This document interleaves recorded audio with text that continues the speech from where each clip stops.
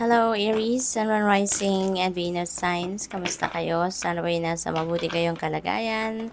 Welcome back po sa Star Tarot. Kung bago kayo rito, welcome din kayo. Thank you sa inyong support. I truly appreciate it. God bless you all.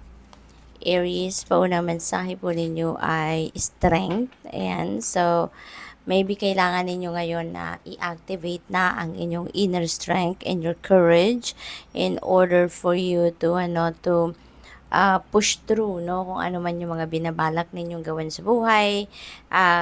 Kasi maaring in the past, meron kayong mga plano, meron kayong mga idea, pero wala kayong lakas ng loob. Kaya maaaring nag-hold back kayo at hindi ninyo to nagagawa kung ano man yung mga balak ninyong gawin. So, ngayon, along with your inner strength and courage, you're gonna have also your confidence, no? Para magawa na, simulan ng gawin kung ano man yung mga pinaplano ninyo. Okay? So, what else? We have Four of Pentacles.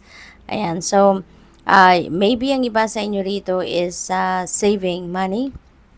Maaaring yung pagsisave na yan ay link doon sa kunyari, meron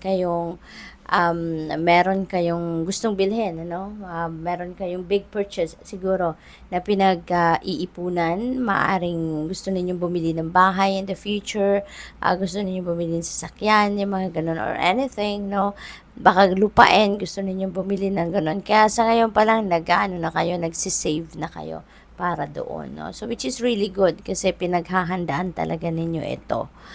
We have the moon energy. Ayan. So, yung mga nangyayari ngayon sa buhay ninyo siguro, Aries, parang hindi ito yung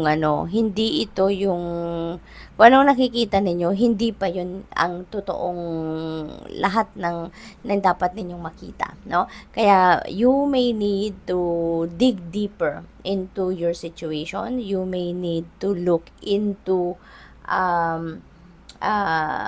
that situation ng siguro mas malalim pa, mag-imbestiga ka pa, alamin mo pa, yung ganon, no?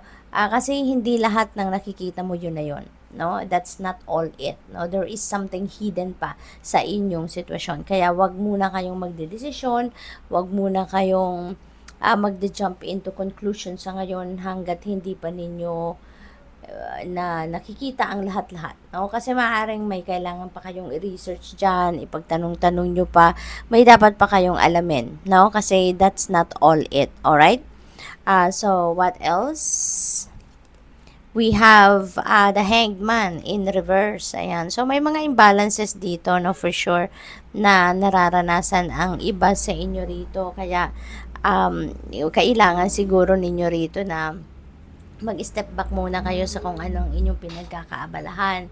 Kailangan muna ninyong awatras ng kahit saglit lang, ano, para mapagnilay-nilayan ninyo, mapag-isipan ninyong mabuti. Right? Para makita ninyo, no, makita ninyo yung totoong nangyayari sa buhay ninyo, and you can make adjustments, you can change something na alam ninyong hindi tama ang nangyayari, or hindi ganun ang dapat na nangyayari. Okay? We have 9 of Swords, pero in reverse naman din ito. So, at least, no, somehow, pagkatapos siguro na nilay-nilayan ninyong inyong sitwasyon, pagkatapos siguro na magmuni-muni kayo, siguro magkakaroon na din kayo finally ng kalinawan sa inyong isipan. So, maybe talaga kailangan ninyong gawin yon, na mag-isip-isip, magnilay-nilay kayo in order for you to find out, no, the real score ng mga nangyayari. Kaya maaring sa pagmuni-muni ninyo yan, ma-realize ninyo yung kung ano ang dapat, kung ano ang tama ninyong isipin or paniwalaan, ano. Kaya maaring yan ang magiging susi din para doon sa pag-heal ninyo, pag-overcome ninyo sa kung ano man yung ikinai-stress ninyo, kung ano man yung kinakagulo ng inyong isipan, no? So, what else?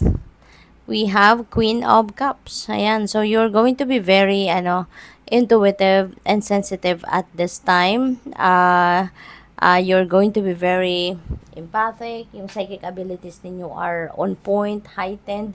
Sa ngayon, kaya gamitin nyo yan to your advantage. Makakatulong yan, lalong-lalo na sa pagdedesisyon ninyo, na hindi lang yung logical mind ang pagbabasehan ninyo sa inyong mga decision, but also your intuitive mind, you're going to use that, diba? So, what else for Aries? We have Wheel of Fortune. Napakaswerte ninyo, Aries. This is good luck and good fortune on your side.